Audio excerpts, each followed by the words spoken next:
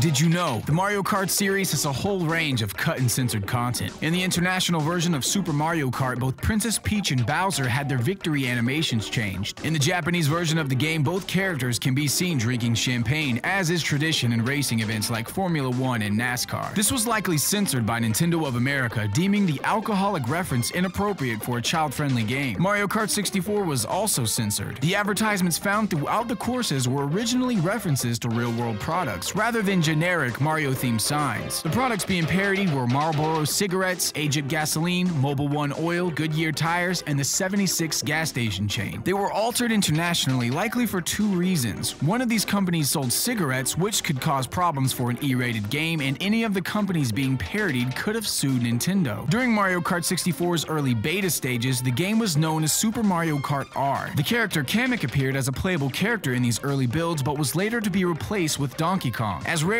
was handling the Donkey Kong franchise at the time, they supplied Donkey Kong's character model for the game. Mario Kart 64 also has a hidden secret on the race results screen. Letting the music on the screen loop 64 times causes the music to change, playing an alternate version of the results theme. It's possible that this is a glitch and that it was simply meant to play after the results theme, but the fact the results theme plays 64 times before the new music kicks in could be a reference to the Nintendo 64. Other Mario Kart games had scrapped characters too. In Mario Kart Wii, Petey Piranha, a paratrooper, and a Hammer Brother were all planned to be playable in the game, as well as a third costume for playing as Mies. Petey Piranha and the paratrooper were both in Mario Kart Double Dash, but the Hammer Brother would have been new to the Mario Kart series. There's also an unused icon in the game's data for a Chain Chomp item. The item was in Double Dash and was possibly going to return in Mario Kart Wii, but was replaced by the Bullet Bill item in the final game. The Chain Chomp item was going to appear in Mario Kart DS, but was also put aside in favor of the Bullet Bill. Mario Kart Wii and DS both have unused copies of Double Dash's Mario Circuit. The track in the Wii version seems to be just an unpolished version of the Double Dash track, but the track in the DS version has been reworked for the DS's hardware limitations. It's thought that both of these tracks were used to test the games. There are a few more test tracks in Mario Kart DS. The most notable of them are a Koopa Beach-like track filled with various ramps and roaming Goombas, and another track that's fairly plain looking but has giant pipes as a part of the course. The pipe track seems to have been made to test collision detection, and the beach level may have been made to test the ramps and environmental obstacles placed throughout it. There's also an interesting feature that was cut from the Game Boy Advance's Mario Kart Super Circuit. The game originally had online connectivity. Japanese players could exchange ghost recordings online via a cell phone adapter. The rest of the world could only do this locally using a GBA link cable. Mario Kart Arcade GP has probably the strangest piece of unused content in the entire series. There are 3 images in the game's data that seem to have been used to test the game's camera player portrait feature. There's a simple striped colored test image, an image showing some kind of mascots, and a picture from the 2004 Beslan school hostage crisis, where armed separatist militants in a school in Beslan took hostage over 1,100 people. Over 380 people lost their lives in the crisis, and it's unknown why such an obscure image would have been used in the game.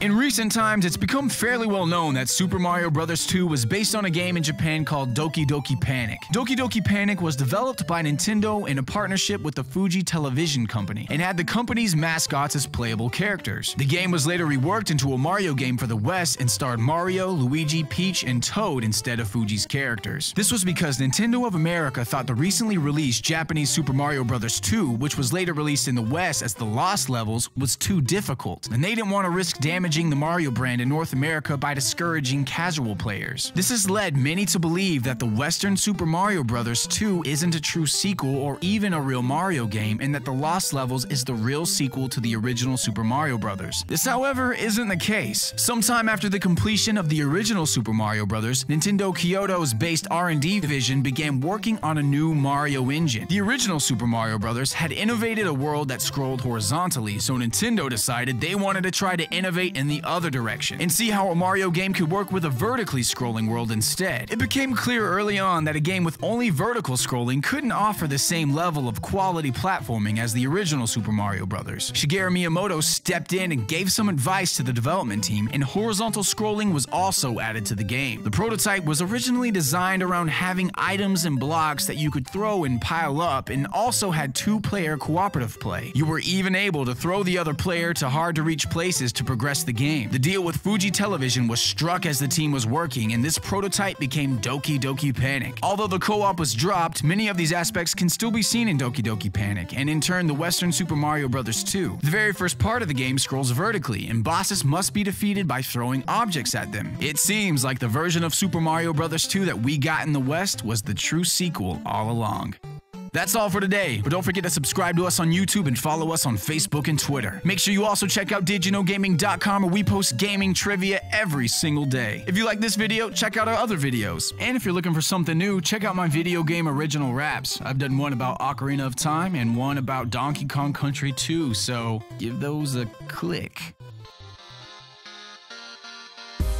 Ever since I was little, I wondered why I felt so different. These nightmares aren't a custom, I must uncover this vision. We had adventures in the lost woods you had claimed were sacred. Even under my doe's enslavement, you said that I was your favorite.